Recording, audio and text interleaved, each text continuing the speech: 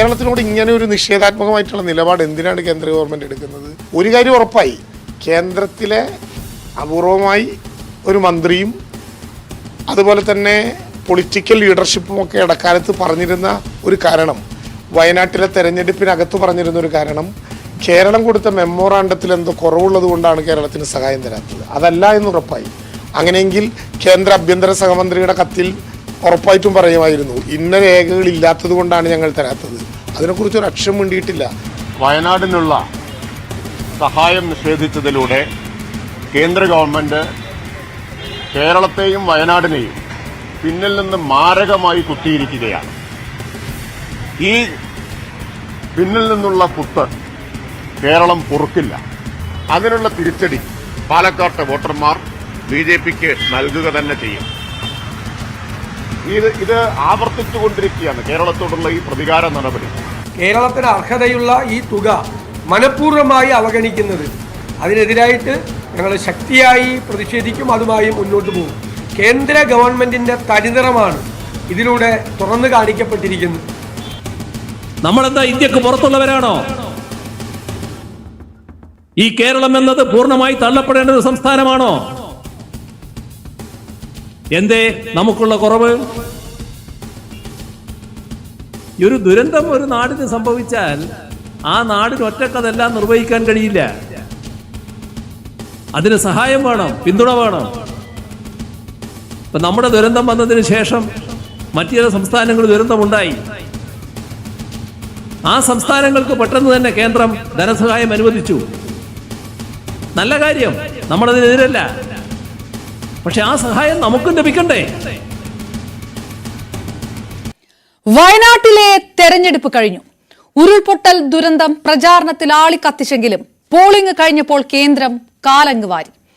അതിതീവ്ര ദുരന്തമായി പ്രഖ്യാപിക്കണമെന്ന സംസ്ഥാനത്തിന്റെ ആവശ്യം കണ്ണടച്ചു തള്ളിയ കേന്ദ്രം പുനരധിവാസ പ്രവർത്തനം നടത്താൻ സംസ്ഥാന സർക്കാരിന്റെ കയ്യിൽ ആവശ്യത്തിന് ഫണ്ടില്ലേ എന്ന മറുചോദ്യമാണ് ചോദിച്ചത്. നവംബർ 10-ാം തീയതി രേഖപ്പെടുത്തിയ കത്ത് പോളിംഗും കഴിഞ്ഞാണ് കേന്ദ്രം കേരളത്തിന് കൈമാറിയത്. ഈ ഒളിച്ചുകളി കണ്ട് സഹികെട്ട ഹൈക്കോടതി തന്നെ ദേശീയ ദുരന്തമായി പ്രഖ്യാപിക്കുന്ന കാര്യത്തിൽ 2 ആഴ്ചയ്ക്കകം തീരുമാനമെടുക്കണമെന്ന് നിർദ്ദേശം നൽകിയിരിക്കുന്നു. മാനദണ്ഡങ്ങളുടെ വീഴ്ചയെന്ന് പറയുന്ന കേന്ദ്രത്തോട് വയനാട്ടുകാർക്കും കേരളത്തിനും ഒന്നേ ചോദിക്കാനുള്ളൂ. ഇതിലും ചെറിയ ദുരന്തങ്ങളിൽ മറ്റ് സംസ്ഥാനങ്ങൾക്ക് കൈയയച്ച് സഹായിക്കുമ്പോൾ ഈ മാനദണ്ഡങ്ങളൊന്നും ബാധകമായിരുന്നില്ലേ? പോളിംഗ് വരെ എന്തിനീ വിവരം മറച്ചുവെച്ചു? കേരളത്തോട് ഈ ഇരട്ടത്തപ്പ് കാണിക്കാൻ വയനാട് ഇന്ത്യയുടെ ഭാഗമല്ലേ? സ്വാഗതം.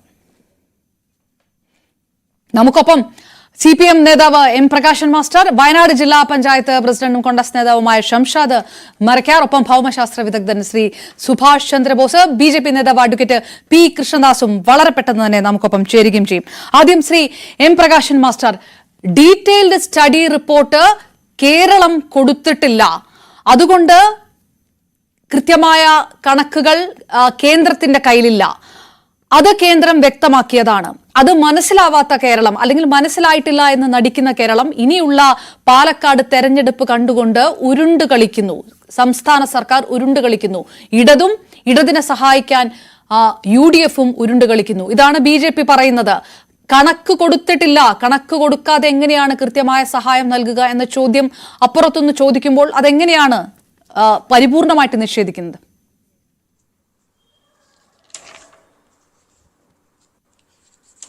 ഇതില് ഈ വയനാട് സംഭവത്തിലുള്ള കാര്യം ഒരു ഒറ്റപ്പെട്ട സംഗതിയല്ല. BJPയുടെ ഗവൺമെൻറ് അധികാരത്തിൽ വന്നതിന് ശേഷം പൊതുവിലും രണ്ടാമത്തെ BJP ഗവൺമെൻറ്റിൻ്റെ കാലത്ത് വിശേഷിച്ചു കേന്ദ്ര ഗവൺമെൻറ് വിവിധ സംസ്ഥാനങ്ങളോട് കാണിക്കുന്ന ഫെഡറലിസത്തിൻ്റെ എല്ലാ തത്വങ്ങളെയും നിരാകരിക്കുന്ന ഒരു നിലപാടുണ്ട്. BJP ഇതര സംസ്ഥാനങ്ങൾ ഇന്ത്യയുടെ ഭാഗമല്ല എന്ന് പരിഗണിക്കുന്ന ഒരു പൊതു നിലപാടാണ് ഇക്കാര്യത്തിൽ കേന്ദ്ര ഗവൺമെൻറ് സ്വീകരിക്കുന്നത്.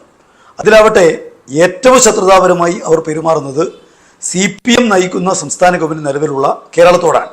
ഇപ്പോൾ കേരളത്തിന് അർഹമായ നിലക്കുള്ള വിഹിതം വെട്ടിച്ചുരുക്കുക, കേരളം ആവശ്യപ്പെടുന്ന പദ്ധതികൾക്ക് അംഗീകാരം നൽകാതിരിക്കുക, കേരളത്തെ ശ്വാസം മുട്ടിക്കാൻ വേണ്ടി പറ്റാവുന്ന ഭരണ നടപടികൾ സ്വീകരിക്കുക, ഇതാണ് ഇതപര്യന്തം നരേന്ദ്രമോദി ഗവൺമെൻറ് കേരളത്തോട് കാണിച്ചുകൊണ്ടിരിക്കുന്നത്. ഏറ്റവും ഒടുവിൽ നരേന്ദ്രമോദിയുടെ 3-ാം ഊഴത്തെ ഗവൺമെൻറ് വന്നതിന് ശേഷം അവർ അവതരിപ്പിക്കുന്ന ബജറ്റിൽ പോലും കേരളം എന്ന് പറയുന്ന സംസ്ഥാനം ഇന്ത്യയുടെ ഭാഗമാണ് എന്ന് പരിഗണിക്കുന്നില്ല. വയനാട് ദുരന്തമാവട്ടെ പ്രധാനമന്ത്രി നേരിട്ട് വന്ന് കണ്ട ഒരു ദുരന്തമാണ്. നമ്മുടെ രാജ്യത്തിൻ്റെ ചരിത്രത്തിൽ ഉരുൾപൊട്ടലിൽ ഇത്രയേറെ ആളുകൾ കൊല്ലപ്പെട്ട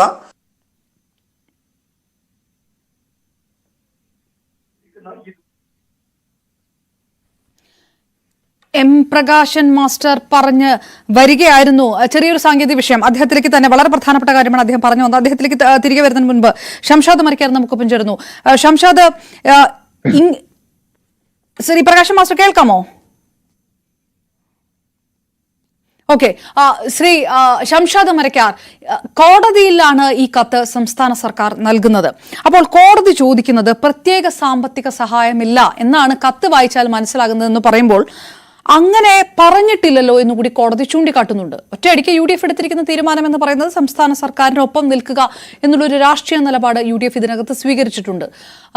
അത് രാഷ്ട്രീയ മാത്രമാണെന്ന് BJP പറയുന്നതും അതുകൊണ്ടാണ്. ഇതിൽ ചില മാനദണ്ഡങ്ങളുണ്ട്, ചില ടേംസ് ആൻഡ് ഡെഫിനിഷൻസ് ഉണ്ട്. അങ്ങനെ ഒരു സാങ്കേതിക വിഷയം മാത്രമാണ് ഈ കത്തിൽ കേന്ദ്രം വ്യക്തമാക്കിയിരിക്കുന്നത്. അങ്ങനെ നിങ്ങൾ കരുതുന്നു?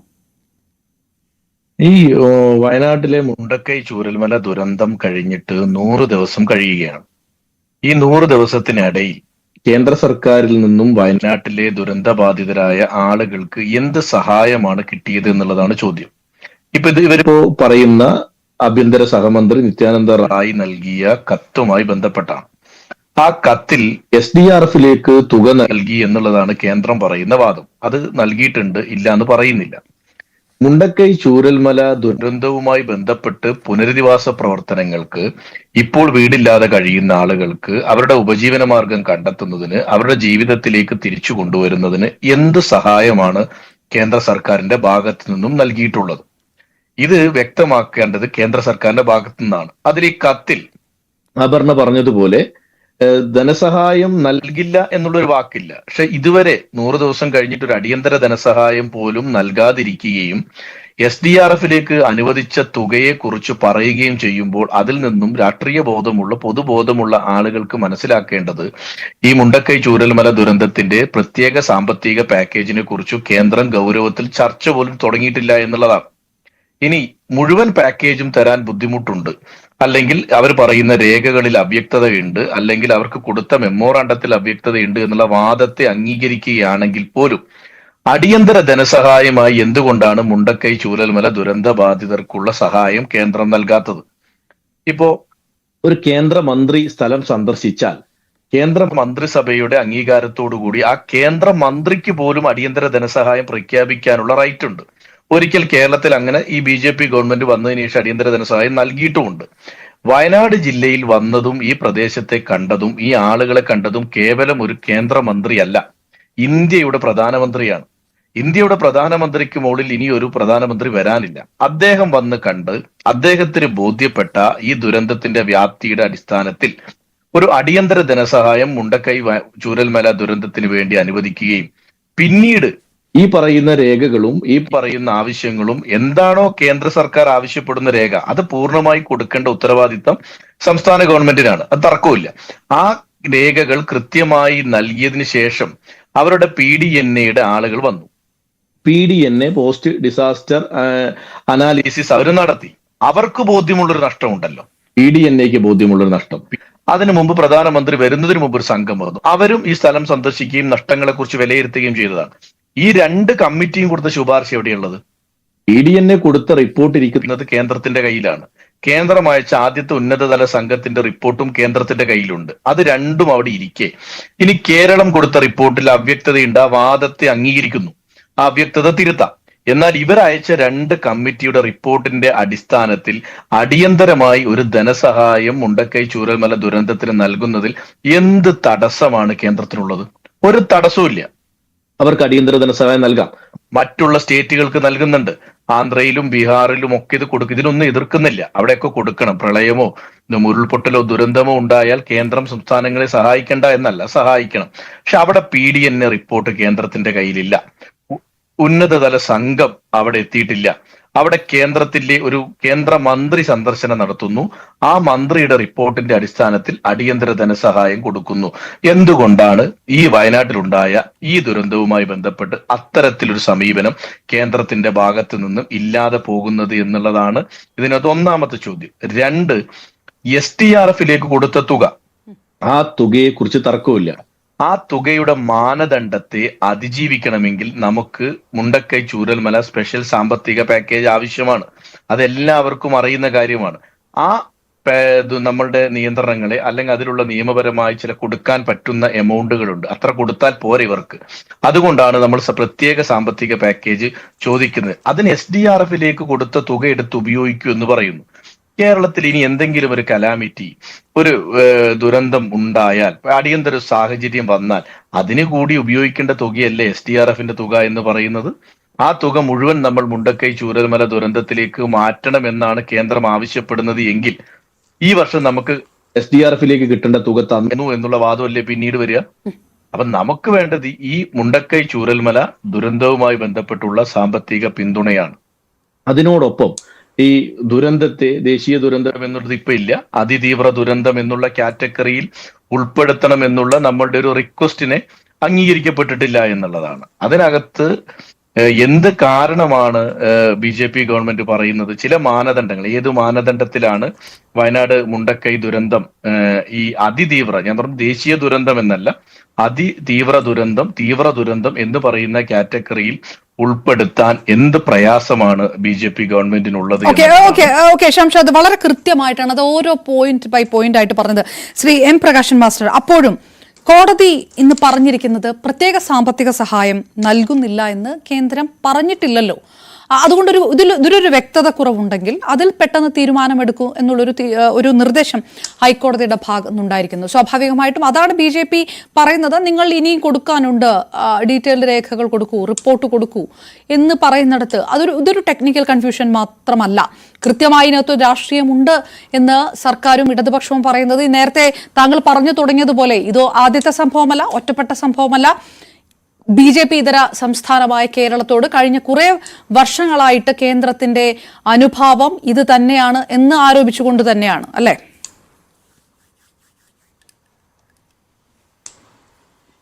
ഇതില് പ്രത്യേക സാമ്പത്തിക സഹായത്തിന് വേണ്ടിയാണ് കേരള ഗവൺമെന്റ് ആവശ്യപ്പെട്ടത്.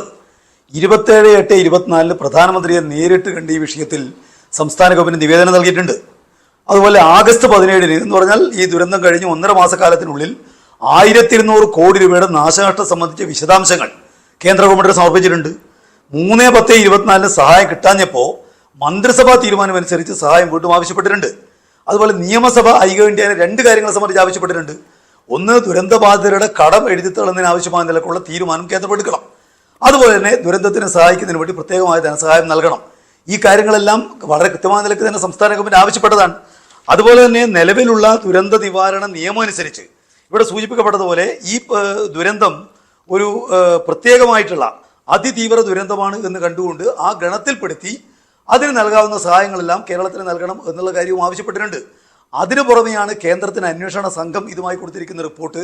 പ്രധാനമന്ത്രി വന്ന് ഇവിടെ കണ്ടതിന് ശേഷം അദ്ദേഹത്തിന് മനസ്സിലായിട്ടുള്ള കാര്യങ്ങൾ, ഇവയെല്ലാം വെച്ചുകൊണ്ട് സംസ്ഥാന ഗവൺമെന്റിനെ പ്രത്യേകമായ നിലക്ക് സഹായിക്കുക എന്ന് പറയുന്നത് അത് സംസ്ഥാനത്തൊരു അവകാശമാണ്, കേന്ദ്രത്തിന്റെ എന്തെങ്കിലും നിലക്കുള്ള ഔദാര്യമല്ല. എന്ന് മാത്രമല്ല, ഇതിനു ശേഷം നടന്നിരിക്കുന്ന ദുരന്തങ്ങളോട് എന്താ കേന്ദ്ര ഗവൺമെന്റ് എടുത്തിരിക്കുന്ന നിലപാട്? അവിടെ ഈ പറഞ്ഞ പോലെ ഏതെങ്കിലും മന്ത്രി പോയി സന്ദർശിക്കുന്നു, നിവേദനം പോലും കൊടുക്കുന്നില്ല, സഹായം നൽകുകയാണ്. ഇന്ത്യയിൽ 4 സംസ്ഥാനങ്ങളെ സംബന്ധിച്ചെങ്കിലും ഇതിന് ശേഷം നമുക്ക് അക്കാര്യം കാണാൻ വേണ്ടി കഴിയും. ഇവിടെ ദുരന്തമുണ്ടായിട്ട് 3.5 മാസക്കാലം കഴിഞ്ഞിട്ട് ഈ വിഷയത്തെ സംബന്ധിച്ച് നേരത്തെ കൊടുത്ത നിവേദനങ്ങൾക്കുള്ള മറുപടിയാണ്. സാധാരണഗതിയിൽ ഈ ദുരന്തവുമായി ബന്ധപ്പെട്ട പൊതുവിലുള്ള ഫണ്ട് അത് എല്ലാ സംസ്ഥാനങ്ങൾക്കും അനുവദിക്കുന്ന ഫണ്ടാണ്. അത് കേരളത്തിന് മാത്രമായിട്ടുള്ള ഒരു ഫണ്ടല്ല, ഈ ദുരന്തത്തിന് മാത്രമായിട്ടുള്ള ഒരു ഫണ്ടുമല്ല. ഇവിടെ ആ കത്തിനകത്ത് തന്നെ സൂചിപ്പിച്ചിരിക്കുന്നത് നിങ്ങൾ കാണാൻ വേണ്ടി ഇവിടെ ഇതുപോലെ തന്നെ KV തോമസ് ഈ വിഷയങ്ങളെ സംബന്ധിച്ചിടത്തോളം കുറെ കൂടി വിശദാംശം വേണം എന്ന് പറഞ്ഞതിന്റെ അടിസ്ഥാനത്തിൽ KV തോമസ് കേന്ദ്ര ധനമന്ത്രിയെയും ഉത്തരവാദിത്ത ഉദ്യോഗസ്ഥന്മാരെയും കണ്ടിട്ട് ഈ കാര്യങ്ങൾ സംബന്ധിച്ച് ആവശ്യപ്പെട്ടിട്ടുണ്ട്. അപ്പോൾ എന്തെങ്കിലും നിലക്കുള്ള വിശദാംശങ്ങൾ ഇല്ലാത്തതുകൊണ്ടല്ല, തങ്ങൾക്ക് രാഷ്ട്രീയമായിട്ട് യോജിക്കാൻ കഴിയാത്ത ഗവൺമെന്റിനെ ശ്വാസം മുട്ടിക്കുക, ഇതാണ് യഥാർത്ഥം സ്വീകരിക്കുന്ന നിലപാട്. ഇത് കേരളത്തോടുള്ള ഒരു വെല്ലുവിളിയും കേരളത്തോട് കാണിക്കുന്ന അന്യായവുമാണ് എന്ന് കൃത്യമായ നിലക്ക് കോൺഗ്രസിന് തോന്നുന്നുണ്ടോ എന്ന് പറയാൻ വേണ്ടി കഴിയില്ല. ഉദാഹരണത്തിന് ഒരു കാര്യം പറയാം. ഇവിടെ ഇതുമായി ബന്ധപ്പെട്ടുകൊണ്ട് നേരത്തെ നടന്നിരിക്കുന്ന ഒരു വലിയ വിവാദമുണ്ട്. ഇവിടെ കേരളത്തിലെ ഗവൺമെന്റ് ഇതുമായി ബന്ധപ്പെട്ട് ചെലവഴിച്ച സംഖ്യയെ സംബന്ധിച്ച് നടന്നിരിക്കുന്ന വിവാദം. ആ വിവാദത്തിൽ എന്താ പ്രതിപക്ഷ പാർട്ടികൾ സ്വീകരിച്ച നിലപാട്? കേന്ദ്രം നമുക്ക് സഹായം നൽകാത്തതിനെ സംബന്ധിച്ചിടത്തോളം അല്ല അവർ സംസാരിക്കുന്നത്. ഇവിടെ സംസ്ഥാന ഗവൺമെന്റ് എന്തോ ചെലവിൽ അന്യായം കാണിച്ചു എന്നുള്ള നിലയാണ്. ഇപ്പൊ ഇതുവരെയുള്ള കേന്ദ്രം കേരളത്തോട് കാണിക്കുന്ന അവഗണനയോട് എന്താ കേന്ദ്ര ഗവൺമെന്റ് എടുക്കുന്ന നിലപാട്? ഇവിടെ കേരളത്തിലെ ക്ഷേമ പ്രവർത്തനങ്ങൾ നടത്താൻ സാധിക്കുന്നില്ല.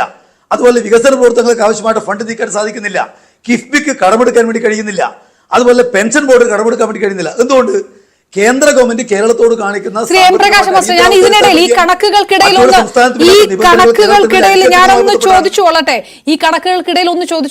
ഇത് നവംബർ 10 രേഖപ്പെടുത്തിയ കത്ത്, അത് ഇന്നലെ അത് പുറത്തുവിടുന്നത് വയനാട് തെരഞ്ഞെടുപ്പ് കഴിയാൻ വേണ്ടി കാത്തുനിന്നു. അതായത് വയനാടിനോട് ആ ഒരു രാഷ്ട്രീയ പ്രചാരണ സമയത്ത് പോലും ഇത് പുറത്തുവിടാതെ ഒരു രാഷ്ട്രീയ ചതി കൂടി കാണിച്ചിരിക്കുന്നു. അങ്ങനെ ആരോപണമാണല്ലോ നിങ്ങളടക്കം ഉന്നയിച്ചിരിക്കുന്നത് ഇപ്പോൾ. അല്ല, ഇതില് BJPക്ക് അവരുടെ കേന്ദ്ര ഗവൺമെന്റിന് രാഷ്ട്രീയമായ മര്യാദയില്ല എന്നുള്ളതാണ് പ്രശ്നം. ഗവൺമെന്റ് വ്യത്യസ്ത പാർട്ടികൾ ഭരിക്കുന്ന അവരുടെ നേതൃത്വത്തിലുള്ളതായിരിക്കും. പക്ഷെ രാജ്യത്തിനകത്ത് ഒരു നിയമ സംവിധാനമുണ്ട്, ഒരു ഭരണഘടനയുണ്ട്.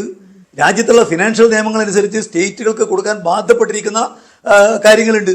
അതിനോടെല്ലാം കേന്ദ്ര ഗവൺമെന്റ് സ്വീകരിക്കുന്ന തികച്ചും ശത്രുതാപരമായ നിലപാട്, ഈ കേരളത്തിന്റെ ഭാഗമാണോ ഇന്ത്യ എന്ന് ആളുകൾക്ക് ചോദിക്കാൻ തോന്നുന്ന രൂപത്തിലുള്ള നിലപാട് BJPയുടെ ഗവൺമെന്റ് സ്വീകരിക്കുകയാണ്. ഇപ്പൊ കേന്ദ്രത്തിന്റെ കത്ത് ഇന്നേ വന്നിട്ടുള്ളെങ്കിലും ഈ കഴിഞ്ഞ 2 ദിവസക്കാലമായിട്ടുള്ള ചർച്ചകളിൽ BJP നേതാക്കന്മാർ സ്വീകരിച്ച നിലപാട് നിങ്ങൾക്കറിയാം. അവർ ഇതേ നിലപാടാണ് സ്വീകരിച്ചത് എന്ന് പറഞ്ഞാൽ അർത്ഥം എന്താ? ഈ നിലപാട് നേരത്തെ അവർക്ക് അറിയാമെന്നാണ്. നേരത്തെ തന്നിരിക്കുന്ന 291 കോടി കയ്യിലില്ലേ, അതെന്തുകൊണ്ട് ചെലവഴിക്കുന്നില്ല എന്ന ചോദ്യമാണ് ഈ കത്ത് വരുന്നതിന് മുമ്പ് BJP നേതാക്കന്മാർ ഈ ചർച്ചയിലെല്ലാം ഉന്നയിച്ചിരിക്കുന്ന ഒരു നിലപാട്. എന്ന് പറഞ്ഞാൽ ഇത് ആസൂത്രിതമായ തീരുമാനിച്ചൊരു നിലപാടാണ്. എല്ലാ സംസ്ഥാനങ്ങൾക്കും കൊടുക്കുന്ന ദുരിതം നേരിടുന്നതിന് വേണ്ടിയുള്ള പ്രതിരോധ നിധി അത് സ്റ്റാറ്റ്യൂട്ടറി ആയിട്ടുള്ള ഒന്നാണ്. അത് ഈ പറയുന്ന പോലെ സാമ്പത്തിക വർഷം ആകെ ഉണ്ടാകുന്ന ദുരന്തങ്ങൾക്കെല്ലാം നീക്കി വെക്കേണ്ടതാണ്. ഇപ്പോൾ ഇത് 11 മാസമേ ആയിട്ടുള്ളൂ, ഇനി 4 മാസക്കാലം ബാക്കിയുണ്ട്. ആ സന്ദർഭത്തിലെല്ലാം വേണ്ടി ഉപയോഗിക്കേണ്ട 291.2 കോടി അത് നിങ്ങളുടെ കയ്യിലില്ലേ, അതെന്തുകൊണ്ട് ചെലവഴിക്കുന്നില്ല എന്നുള്ള ന്യായം BJPക്ക് അടക്കം ചോദിക്കുകയാണ്. എന്ന് പറഞ്ഞാൽ അവർ ഈ സംസ്ഥാനത്തിന്റെ ഭാഗമാണിതെന്ന് എങ്ങനെ പറയാൻ വേണ്ടി കഴിയുക? ഈ രാജ്യവും ലോകവുമാകെ തന്നെ ഞെട്ടിത്തെറിച്ചൊരു ദുരന്തത്തോട് എത്ര അന്യായമായ നിലപാടാണ് ഇവർ സ്വീകരിക്കുന്നത്. നിങ്ങൾ കാണാൻ വേണ്ടി കഴിയും, ലോകത്തിന് നാനാഭാഗത്തു നിന്ന് സഹായം ഒഴുകിയെത്തിയിട്ടുണ്ട്. ഇന്ത്യയിലുള്ള ഒരുപാട് സംസ്ഥാനങ്ങൾ ഈ കേരളത്തെ സഹായിക്കാൻ മുന്നോട്ടേക്ക് വന്നിട്ടുണ്ട്. അതുപോലെ തന്നെ നിരവധി സംഘടനകൾ ഇതുമായി ബന്ധപ്പെട്ട് മുന്നോട്ട് വന്നിട്ടുണ്ട്. അതുപോലെ ഏറ്റവും സുസംഘടിതമായ നിലയിലുള്ള ഒരു ദുരിതാശ്വാസ പ്രവർത്തനമാണ് ഇതുമായി ബന്ധപ്പെട്ട് നടന്നതെന്ന് എതിരാളികളടക്കം പറയുന്നത് നിലയുണ്ടായിട്ടുണ്ട്. പ്രതിപക്ഷത്തെയും പ്രതിപക്ഷ നേതാക്കളെയും രാഷ്ട്രീയ പാർട്ടികളും എല്ലാം കൂട്ടിയോജിപ്പിച്ചുകൊണ്ടുള്ള ഒരുപക്ഷെ ഈ കേരളം ഒരിക്കലും കണ്ടിട്ടില്ലാത്ത രൂപത്തിലുള്ള ദുരിതാശ്വാസ പ്രവർത്തനമാണ് നടന്നതെന്നുള്ളത്. ഞാൻ തിരികെ എത്താം. Shri M Prakash master, BJP നേതാവ് അഡ്വക്കേറ്റ് P. കൃഷ്ണദാസ് നമുക്കൊപ്പം ചേരും.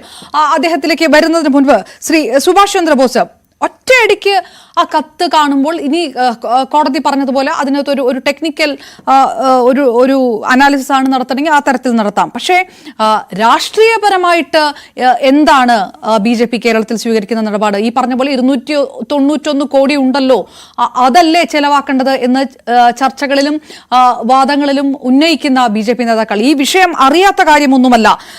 നേരത്തെ ഷംഷാദ് പറഞ്ഞതുപോലെ ഉന്നതതല സംഘം വരുന്നു, അവരുടെ റിപ്പോർട്ട് ചെല്ലുന്നു, PDNA വരുന്നു, അവരുടെ റിപ്പോർട്ട് ചെല്ലുന്നു, അതിനുശേഷം സംസ്ഥാന സർക്കാരിന്റെ റിപ്പോർട്ട് ചെല്ലുന്നു. അപ്പോൾ ഈ ഡീറ്റെയിൽ സ്റ്റഡി ഇല്ല എന്ന് പറഞ്ഞാൽ അതിനു മുൻപ് കേന്ദ്രത്തിന്റെ ഭാഗമായിട്ട് വന്ന 2 സംഘങ്ങളുടെ റിപ്പോർട്ടും അവിടെ എത്തിയില്ലേ എന്നുള്ളൊരു വിഷയമുണ്ടല്ലോ. അത് ഒറ്റയടിക്ക് കാണുമ്പോൾ കണ്ണടച്ചതാ വയനാട് ഈ രാജ്യത്തിന്റെ ഭാഗമേ ഇല്ല, ഇത്രയും ഞങ്ങൾക്ക് തരാൻ പറ്റും, നിങ്ങൾ വേണമെങ്കിൽ ഉള്ളതെടുത്ത് ചെലവാക്കിക്കൊള്ളൂ എന്നല്ലേ തോന്നുക? അതിൽ 2-3 വിഷയങ്ങളുണ്ട് വളരെ സീരിയസ് ആയിട്ട് ആലോചിക്കേണ്ട വിഷയങ്ങൾ. ഒന്ന്, നമ്മുടെ നാഷണൽ ഡിസാസ്റ്റർ മാനേജ്മെൻറ്റ് ആക്ട് വന്ന് 2005 ആ ആക്ട് വന്നിട്ട് ഇപ്പോൾ 25 വർഷമായി. ആക്ട് പുതുക്കേണ്ട സമയം കഴിഞ്ഞു, പല പോളിസികളും മാറ്റേണ്ട സമയം കഴിഞ്ഞു. കാരണം ആ ആക്ടിനനുസരിച്ച് നാഷണൽ ഡിസാസ്റ്റർ എന്ന ഒരു പ്രൊവിഷൻ ഇല്ല, ആക്ടിലില്ല, അത് കറക്റ്റാണ്. പക്ഷേ അത് മാറ്റേണ്ട സമയമായി. കാരണം രാജ്യത്തിന് ശേഷം ഒരുപാട് ഇത് വന്നു കഴിഞ്ഞു. അപ്പോൾ അതുകൊണ്ട് മാറ്റേണ്ട സമയമായി. 2009 പോളിസി ഉണ്ട്. പിന്നെ ഈ 2005 ശേഷം 2009 ഒരു പോളിസി ഉണ്ടാക്കി, നാഷണൽ ഡിസാസ്റ്റർ മാനേജ്മെൻറ്റ് പോളിസി. അതിനകത്താണ് ഈ ലെവൽ 1, ലെവൽ 2, ലെവൽ 3 എന്നൊക്കെ പറയുന്നത്. പക്ഷേ അതും അസിസ്റ്റൻസുമായിട്ട് ബന്ധപ്പെടുത്തിയിട്ടല്ല. പലരും ഇങ്ങനെ പറയുന്നത് തീവ്രമായിട്ട് പ്രഖ്യാപിച്ചാൽ പൈസ, അങ്ങനെയല്ല. അതിനകത്തൊക്കെ ഒരുപാട് ലാക്കണയുണ്ട്, ഒരുപാട് പോരായ്മയുണ്ട്. ലെവൽ 1 എന്ന് പറഞ്ഞാൽ ഡിസ്ട്രിക്റ്റ് കൈകാര്യം ചെയ്യേണ്ട ദുരന്തം ഡിസ്ട്രിക്റ്റിന് കൈകാര്യം ചെയ്യാൻ പറ്റുന്നത് ലെവൽ 1, സ്റ്റേറ്റ് കൈകാര്യം ചെയ്യാൻ പറ്റും ലെവൽ 2, സ്റ്റേറ്റിനും കൂടെ നിൽക്കാത്ത നാഷണൽ സഹായം സാമ്പത്തികമല്ല, അത് നിങ്ങൾ മനസ്സിലാക്കണം, മറ്റ് സൗകര്യങ്ങളൊക്കെ വെച്ച് ചെയ്യുന്നതാണ് ലെവൽ 3. അപ്പം ലെവൽ 3 ആയിട്ട് പ്രഖ്യാപിക്കുക, അതൊക്കെ വരും. ചുമ്മാ പറയുന്നതാണ്. നമുക്ക് വേണ്ടതൊന്നുമല്ല. നമുക്ക് വേണ്ട എന്താണ്? ഇവിടെ SDRFൽ പൈസ അനുവദിച്ചു, ആ പണമുണ്ട് ഇവിടെ, ഓക്കെ. രണ്ടാമത് നമുക്ക് അഡീഷണൽ, അതുപോലെ സ്പെഷ്യൽ പാക്കേജ് എന്നൊരു പദമില്ല. ഈ സ്പെഷ്യൽ പാക്കേജ് ഇല്ല, അങ്ങനെ ഒരു പരിപാടിയേ ഇല്ല. ഉള്ളതെന്താണ്? 2 തരത്തിലുള്ള അഡീഷണൽ അസിസ്റ്റൻസാണ് കേന്ദ്രം തരാൻ കഴിയുക. 3 തരത്തിൽ തരാം, അത് ഞാൻ 3ആയിട്ട് പറയാം. ഒന്ന്, പ്രധാനമന്ത്രി വന്ന സ്ഥിതിക്ക് അത് ദുരന്ത നിവാരണ ഫണ്ടിൽ നിന്നല്ല, അല്ല പ്രധാനമന്ത്രിയുടെ ഫണ്ടിൽ നിന്ന് മരിച്ചവർക്കും മരിച്ചവരുടെ കുടുംബങ്ങൾക്കും ജീവിച്ചിരിക്കുന്നവരുടെ അസുഖം അല്ലെങ്കിൽ ചികിത്സ ചെലവിനുമായിട്ടൊക്കെ ഒരു ഗിഫ്റ്റ് മണി, ടോക്കൺ മണി പ്രഖ്യാപിക്കാം. അത് പല സ്ഥലത്തും പ്രഖ്യാപിക്കാറുണ്ട്. അതെന്തുകൊണ്ട് പ്രഖ്യാപിച്ചില്ല എന്ന് BJPയുടെ ആളുകൾ പറയണം. രണ്ടാമത്തെ കാര്യം, അഡീഷണൽ അസിസ്റ്റൻസ് എന്നാണ് ഈ പറയുന്ന വാക്ക്, അല്ല മറ്റേ ഈ സ്പെഷ്യൽ പാക്കേജ് ഒന്നുമില്ല. അഡീഷണൽ അസിസ്റ്റൻസ് കിട്ടുന്നത് എങ്ങനെയാണ്? അതായത് special financial assistance. Special financial assistance ആണ്. അസിസ്റ്റൻസ് പ്രത്യേക ധനസഹായം അല്ലത്, അഡീഷണൽ ആയിട്ട് തരുന്നതാണ്. നമ്മൾ തന്നത് തികയാത്തതുകൊണ്ട് കൂടുതൽ തരുന്നതാണ്. അത് തരുന്നതിന് കൃത്യമായൊരു പ്രൊസീജിയറുണ്ട്. എന്താ പ്രൊസീജിയർ? കലാമിറ്റി റിഡക്ഷൻ ഫണ്ട് എന്ന് പറഞ്ഞൊരു ഫണ്ടുണ്ട്. 3:1 3 ഭാഗം അവർ തരുമ്പോൾ 1 ഭാഗം നമ്മൾ എടുക്കണം. പിന്നെ നാഷണൽ കലാമിറ്റി കണ്ടിജൻസി ഫണ്ട് എന്ന് പറഞ്ഞ് വേറെ ഫണ്ടുമുണ്ട്. ഈ ഫണ്ടിൽ നമുക്ക് പൈസ തരാം. ഈ ഫണ്ടിൽ പൈസ തരുന്നത് എങ്ങനെയെന്ന് വെച്ചാൽ, ഇവിടെ വന്ന കേന്ദ്ര സംഘം നടത്തുന്ന പഠനത്തിൻ്റെയും കേരളം കൊടുത്ത റിപ്പോർട്ടിൻ്റെ അടിസ്ഥാനത്തിൽ ക്യാബിനറ്റ് സെക്രട്ടറി വയ്ക്കുന്ന ഒരു കമ്മിറ്റിയുടെ അടിസ്ഥാനത്തിൽ ഹോം സെക്രട്ടറി, കേന്ദ്ര ഹോം സെക്രട്ടറി, ഹോം വകുപ്പിൻ്റെ സെക്രട്ടറി, പിന്നെ മറ്റ് 2 വകുപ്പുകളുടെയും കൂടി സെക്രട്ടറിമാരും ചേരുന്ന ഒരു സമിതി, അവർ ചുമതലപ്പെടുത്തുന്ന ഉദ്യോഗസ്ഥരെ കൂടെ അവരാണ് വന്നത്. ഇവിടെ വന്ന് പഠിച്ചിട്ട് പോയി റിപ്പോർട്ട് കൊടുക്കും. ഈ റിപ്പോർട്ട് കൊടുക്കുന്നത് ഫിനാൻസ് സെക്രട്ടറി ചെയർമാനായിട്ടുള്ള കമ്മിറ്റിക്കാണ്. ഇതാണ് ഇതിൻ്റെ നടപടിക്രമമാണ് ഞാൻ പറയുന്നത്, ആക്ടിൽ കിടക്കുന്നത്. അല്ല ഞാൻ BJP കോൺഗ്രസും കമ്മ്യൂണിസ്റ്റും ഒന്നുമല്ല പറയുന്നത്.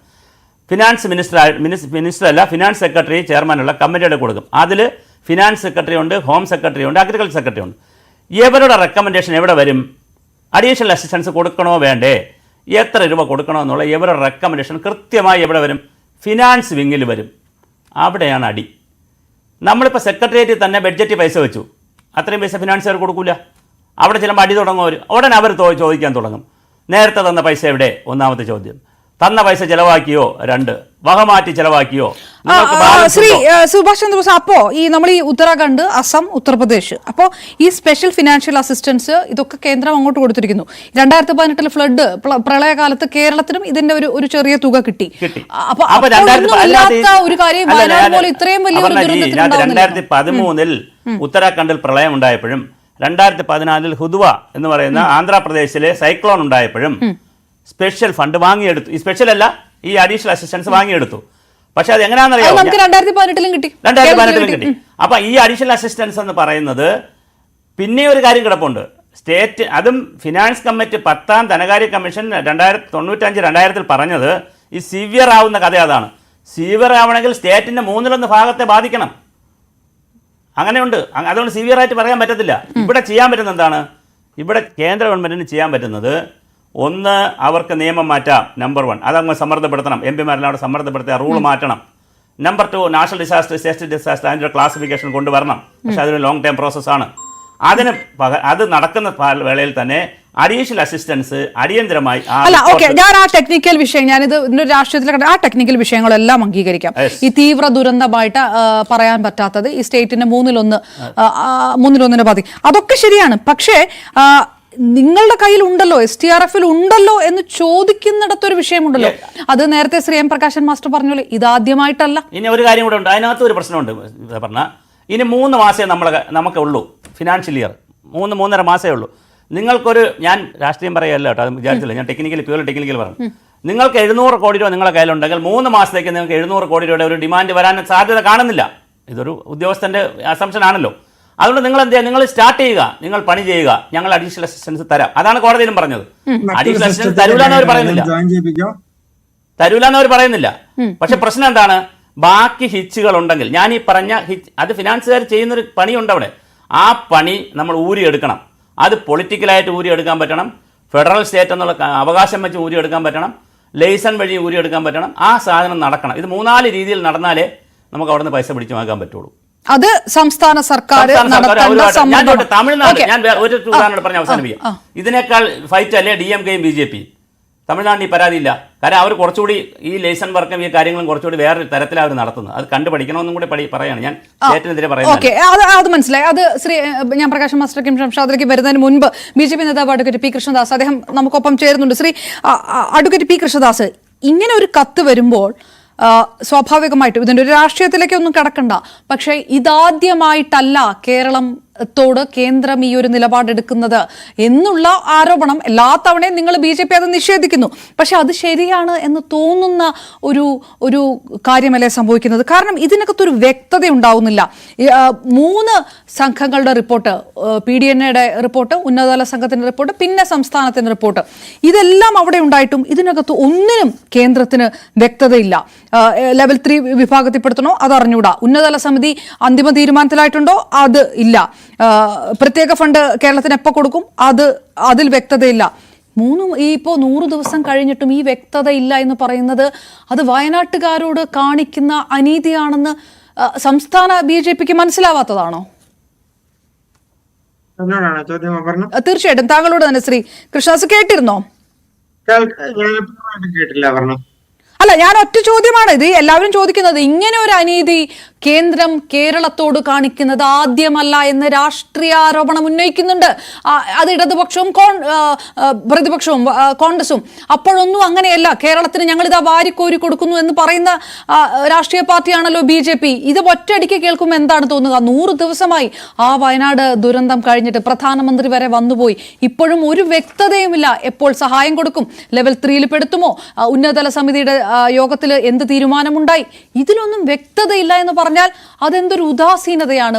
ഒരു സംസ്ഥാനത്തോട്, വയനാട്ടിലെ ജനതയോട് കാണിക്കുന്ന എന്ത് ഉദാസീനതയാണ്? അപർണ, ഞാൻ ഇതിന്റെ തുടക്കം മുതൽ ഉള്ള ചർച്ച കേൾക്കുക മാത്രമാണ് ചെയ്തിട്ടുള്ളത്. എന്നെ സംബന്ധിച്ചിടത്തോളം നമ്മളുടെ ചർച്ചയുടെ പ്രധാനപ്പെട്ട വിഷയം വയനാട് ദുരന്തമുണ്ടായതിനു ശേഷം സംസ്ഥാന ഗവൺമെന്റ് ആവശ്യപ്പെട്ട രീതിയിൽ അല്ലെങ്കിൽ സംസ്ഥാന ഗവൺമെന്റ് നിർദ്ദേശിക്കുന്ന രീതിയിൽ ഒരു സഹായം സംസ്ഥാനത്തിന് കിട്ടിയില്ല എന്നുള്ള വ്യാപകമായിട്ടുള്ള പ്രചരണം നടന്നുകൊണ്ടിരിക്കുകയാണ്. എന്തെങ്കിലും അടിസ്ഥാനം ഇതിനുണ്ടോ എന്നുള്ളതാണല്ലോ ആദ്യം പരിശോധിക്കപ്പെടേണ്ടത്. എല്ലാ സംസ്ഥാനങ്ങളെ സംബന്ധിച്ചും, അതൊരു സംസ്ഥാനത്തിന് മാത്രമല്ല, എല്ലാ സംസ്ഥാനങ്ങളെ സംബന്ധിച്ചും കേന്ദ്ര ഗവൺമെന്റിന്റെ ദുരന്ത നിവാരണ അതോറിറ്റിയുടെ നിയമത്തിന്റെ അടിസ്ഥാനത്തിൽ നിന്നുകൊണ്ടല്ലാതെ ഏതെങ്കിലും ഒരു സംസ്ഥാനത്തിന് വ്യത്യസ്തമായി ഏതെങ്കിലും ഒരു ധനസഹായം ചെയ്യാൻ സ്വാഭാവികമായിട്ടുള്ള നടപടിക്രമത്തിന്റെ ഭാഗമായി കഴിയുമോ എന്നുള്ള കാര്യത്തിൽ എനിക്ക് സംശയമുണ്ട്. അതിന്റെ പ്രധാനപ്പെട്ട കാരണം, ഒരു സംസ്ഥാനത്ത് ഒരു ദുരന്തമുണ്ടായാൽ അല്ലെങ്കിൽ ഒരു പ്രശ്നമുണ്ടായാൽ അല്ലെങ്കിൽ ഒരു കെടുതി ഉണ്ടായാൽ അതിന് സഹായം നൽകേണ്ടത് അതുമായി ബന്ധപ്പെട്ടുകൊണ്ട് ദുരന്ത നിവാരണ അതോറിറ്റിയുടെ അസസ്മെന്റിന്റെയും നടപടികളുടെയും എല്ലാം ഭാഗമായിട്ടാണ്. സ്വാഭാവികമായിട്ടും കേരളം അടക്കമുള്ള സംസ്ഥാനങ്ങളിലും അത് തന്നെയാണ് നടക്കുന്നത്. കേന്ദ്ര ഗവൺമെന്റിന്റെ 80% സംസ്ഥാന ഗവൺമെന്റുകളുടെ 20% ദുരന്ത നിവാരണ അതോറിറ്റിയുടെ ഫണ്ട് അത് കേരളം അടക്കമുള്ള സംസ്ഥാനങ്ങൾക്ക് ഒരു വ്യത്യാസവുമില്ലാതെ അതാത് സംസ്ഥാനങ്ങൾക്ക് ലഭിക്കേണ്ട തുക മുൻകാലഘട്ടങ്ങളിലെ ദുരന്തങ്ങളുടെ എല്ലാം പശ്ചാത്തലത്തിൽ അല്ലെങ്കിൽ ആ സംസ്ഥാനങ്ങൾ നേരിടുന്ന കെടുതികളുടെ പശ്ചാത്തലത്തിൽ ആ അതാത് സംസ്ഥാനങ്ങൾക്ക് കൊടുക്കുന്ന സാഹചര്യം നിലവിൽ നിലനിൽക്കുന്നുണ്ട്. അത് കേരളത്തിന് കൃത്യമായി കൊടുത്തിട്ടുണ്ട്. ഒരു വീഴ്ചയും ആ കാര്യത്തിൽ സംഭവിച്ചിട്ടില്ല. അതിന്റെ അടിസ്ഥാനത്തിലാണ് നമ്മൾ സൂചിപ്പിക്കുന്ന ഏതാണ്ട് 740 കോടി രൂപയോളം വരുന്ന ഫണ്ട് 3 ഘട്ടങ്ങളിലായി കേരളത്തിന് മുൻപേ ഉണ്ടായിരുന്ന 290 കോടി രൂപയും അതിന്റെ കൂടെ 145 കോടി രൂപയും അതിന്റെ കൂടെ അതിനുശേഷം ലഭിച്ചിട്ടുള്ള തുകയും എല്ലാം ചേർത്തുകൊണ്ടുള്ള കണക്കുകൾ പല ഘട്ടങ്ങളിലായി പല രീതിയിലുള്ള ചർച്ചകളിൽ ഇവിടെ ചർച്ച ചെയ്യപ്പെടുകയും നമ്മുടെ ചർച്ചയുടെ എല്ലാം ഭാഗമായി വരികയും എല്ലാം ചെയ്തിട്ടുണ്ട്. അപ്പൊ ദുരന്ത നിവാരണ അതോറിറ്റിയുടെ ഭാഗമായി സംസ്ഥാനത്ത് STRF-ന്റെ 291 കോടിയല്ലേ? ആ കൂട്ടി വരുന്ന കണക്ക് STRF-ന്റെ 291 കോടിയല്ലേ വീണ്ടും BJP പറയുന്നത് അല്ലേ? അങ്ങനെ തന്നെയല്ലേ പറ്റൂ. ഒരു സംസ്ഥാനത്തിന് വെറുതെ പണം കൊടുക്കുക അല്ലെങ്കിൽ കണക്കില്ലാതെ പണം കൊടുക്കുക എന്ന് പറയുന്ന ഒരു പ്രോസസ് ഒരു സംസ്ഥാനത്തിന്റെ രീതിയിലും കഴിയില്ലല്ലോ. അത് സംസ്ഥാനം എന്ന് മാത്രമല്ല കേന്ദ്രത്തിന് കഴിയില്ല, ത്രിതല പഞ്ചായത്ത് സംവിധാനങ്ങൾക്ക് കഴിയില്ല, ഒരു സർക്കാർ സംവിധാനത്തിന് കഴിയില്ല. വ്യക്തികൾക്ക് കഴിയുമായിരിക്കും, സർക്കാർ സംവിധാനത്തിന് കഴിയില്ല. അപ്പൊ സർക്കാർ സംവിധാനത്തിൽ അതിന്റെ നിയമങ്ങളും ചട്ടങ്ങളും നടപടിക്രമങ്ങളും പാലിച്ചുകൊണ്ട് മാത്രമേ കഴിയൂ. അതുകൊണ്ടാണ് നേരത്തെ ഞങ്ങൾ പല ഘട്ടങ്ങളിലായി ഞങ്ങൾ സൂചിപ്പിച്ചത്, സംസ്ഥാനത്ത് ദുരന്തമുണ്ടാകുന്ന സമയത്ത് ദേശീയ ദുരന്ത നിവാരണ അതോറിറ്റിയുടെ ഭാഗമായിട്ടുള്ള ഫണ്ട് സംസ്ഥാനത്തിന്റെ കയ്യിലുണ്ട്. അതിനുശേഷവും സംസ്ഥാനത്തിന്, അതായത് വയനാട്ടിലെ ദുരന്തം ഉണ്ടാകുന്നതിന്റെ പിറ്റേ ദിവസം തന്നെ സംസ്ഥാനത്തിലേക്ക് 145 കോടി രൂപ വന്നിട്ടുണ്ട്. അങ്ങനെ വന്നിട്ടുള്ള പണം, സംസ്ഥാനത്തിന്റെ കയ്യിലിരിക്കുന്ന പണം, അത് ചിലവഴിക്കാൻ നിലവിൽ നമ്മളുടെ അറിവനുസരിച്ചിട്ടുള്ള കണക്കനുസരിച്ചിട്ട് ഏതാണ്ട് 400-ലേറെ കോടി രൂപ സംസ്ഥാനത്തിന്റെ കയ്യിൽ അതുമായി ബന്ധപ്പെട്ടുകൊണ്ടുള്ള പണമുണ്ട്. ഇനി ഞാൻ തിരിച്ചൊരു കാര്യം ചോദിക്കട്ടെ, ഈ തരത്തിലുള്ള പ്രചരണം നടത്തുമ്പോൾ അപർണ, എനിക്ക് അപർണ ചോദിച്ച ചോദ്യത്തിന് മാത്രമല്ല നമ്മുടെ ഈ ചർച്ചയിൽ ഉയർന്നു വന്നിട്ടുള്ള പ്രധാനപ്പെട്ട വിഷയമായ അങ്ങനെ പണം കിട്ടേണ്ടേ, സംസ്ഥാനത്തിന് കിട്ടേണ്ടേ എന്ന് ചോദിച്ചാൽ തീർച്ചയായും കിട്ടണം എന്നുള്ള അഭിപ്രായം തന്നെയാണ് എനിക്കുള്ളത്. BJPക്കും അത് തന്നെയാണ് അഭിപ്രായമുള്ളത്. പക്ഷെ അതേസമയം തന്നെ അങ്ങനെ സംസ്ഥാനത്തിന്റെ കയ്യിലിരിക്കുന്ന പണം ചെലവഴിച്ചുകൊണ്ട് നിലവിലുള്ള സാഹചര്യത്തിൽ സംസ്ഥാനത്തിന് നേരിടേണ്ടി വരുന്ന എല്ലാ കെടുതികൾക്കുമുള്ള, പ്രത്യേകിച്ച് വയനാട് ദുരന്തവുമായി ബന്ധപ്പെട്ടുകൊണ്ടുള്ള ചെലവഴിക്കാനുള്ള സാഹചര്യം ഇരിക്കെ എന്തിനാണ് ഈ തരത്തിൽ നമ്മളൊരു കള്ളപ്രചരണം നടത്തുന്നത് എന്നുള്ളത് ഒരു ചോദ്യം. രണ്ടാമത്തത്, സംസ്ഥാനത്തിന്റെ വിഹിതവുമായി ബന്ധപ്പെട്ടുകൊണ്ട് ദുരന്ത നിവാരണ അതോറിറ്റിയുടെ ഫണ്ട് എന്നുള്ള നിലക്കല്ലാതെ ഏതെങ്കിലും ഒരു ഫണ്ട് ചെലവഴിക്കാൻ കഴിയുമോ എന്നുള്ളത് രണ്ടാമത്തെ കാര്യം. മറ്റൊരു പ്രധാനപ്പെട്ട വിഷയമുള്ളത്, വയനാട്ടിൽ ഈ തരത്തിലൊരു ദുരന്തം ഉണ്ടായതിനു ശേഷം വയനാടുമായി ബന്ധപ്പെട്ടുകൊണ്ട് ഇതിന് വേണ്ടി കേന്ദ്ര ഗവൺമെന്റിന് ഏതെങ്കിലും കോൺക്രീറ്റ് ആയിട്ടുള്ള ഒരു പദ്ധതി അതിന്റെ പാരാമീറ്റേഴ്സിനകത്ത് നിന്നുകൊണ്ട് സമർപ്പിക്കുന്ന സാഹചര്യം ഉണ്ടായോ? അങ്ങനെ ഉണ്ടായെങ്കിൽ അതുമായി ബന്ധപ്പെട്ടുകൊണ്ടുള്ള ചർച്ചകളുടെ നിലപാട് എവിടെ വരെ എത്തി? അത് സംസ്ഥാന ഗവൺമെന്റ് ജനങ്ങളോട് പറയാനുള്ള ബാധ്യത സംസ്ഥാന സർക്കാരിനില്ലേ? അതുമായി ബന്ധപ്പെട്ടുകൊണ്ട് എത്രയോ വിവാദങ്ങൾ ഉണ്ടായി, എത്രയോ ചർച്ചകൾ ഉണ്ടായി, എത്രയോ ആരോപണങ്ങൾ ഉണ്ടായി, ഇതെല്ലാം അവിടെ നിൽക്കട്ടെ.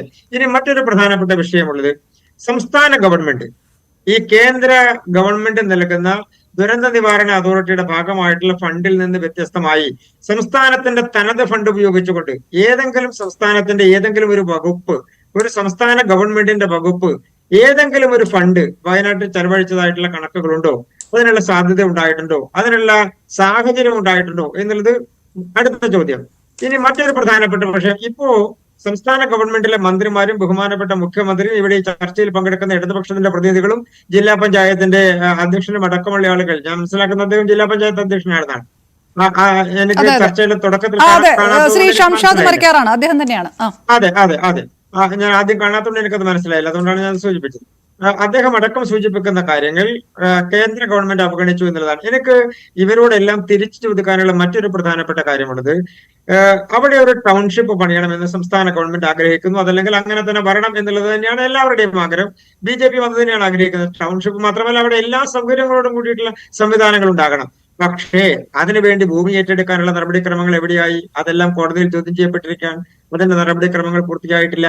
ഇന്ന് ബഹുമാനപ്പെട്ട AG കോടതിയിൽ പറഞ്ഞു എന്ന് പറഞ്ഞ് നമുക്ക് മനസ്സിലാക്കുന്ന കാര്യം, വാർത്താ മാധ്യമങ്ങളിൽ വന്നിട്ടുള്ള കാര്യം, അങ്ങനെ ഭൂമി ഏറ്റെടുക്കണമെങ്കിൽ കേന്ദ്ര ഗവൺമെന്റിന്റെ ഫണ്ട് വേണം. അതൊന്നുമല്ല അതിന്റെ വാസ്തവം. അതൊക്കെ നമുക്ക് രാഷ്ട്രീയപരമായി പാലക്കാട് തെരഞ്ഞെടുപ്പ് നടക്കാനിരിക്കുന്നത് കൊണ്ട് ആരോപണങ്ങൾ ഉന്നയിക്കാം. മറ്റൊരു പ്രധാനപ്പെട്ട വിഷയം, ഇത് ഏത് ലെവലിൽ പെടുത്തും? ദുരന്ത നിവാരണത്തിന്റെ ഏത് ലെവലിൽ പെടുത്തും? ഇത് ദേശീയ ദുരന്തമായി പ്രഖ്യാപിക്കുമോ? ബഹുമാനപ്പെട്ട കോൺഗ്രസിന്റെ നേതാക്കന്മാർ അടക്കമുള്ള ആളുകൾ കേന്ദ്രം ഭരിച്ചിരുന്ന കാലഘട്ടത്തിൽ UPA ഗവൺമെന്റിൽ കേന്ദ്രത്തിന് ഇടതുപക്ഷ ഗവൺമെന്റിന്റേതായിട്ടുള്ള ഏറ്റവും പ്രാധാന്യമുള്ള ഒരു കാലഘട്ടം ഉണ്ടായിരുന്ന സമയത്തടക്കം, അതായത് ആദ്യത്തെ UPA ഗവൺമെന്റിന്റെ കാലഘട്ടത്തിലും രണ്ടാമത്തെ UPA ഗവൺമെന്റിന്റെ കാലഘട്ടത്തിലും അടക്കം ഇടതുപക്ഷത്തിന് വലിയ സ്വാധീനം ഉണ്ടായിരുന്നല്ലോ.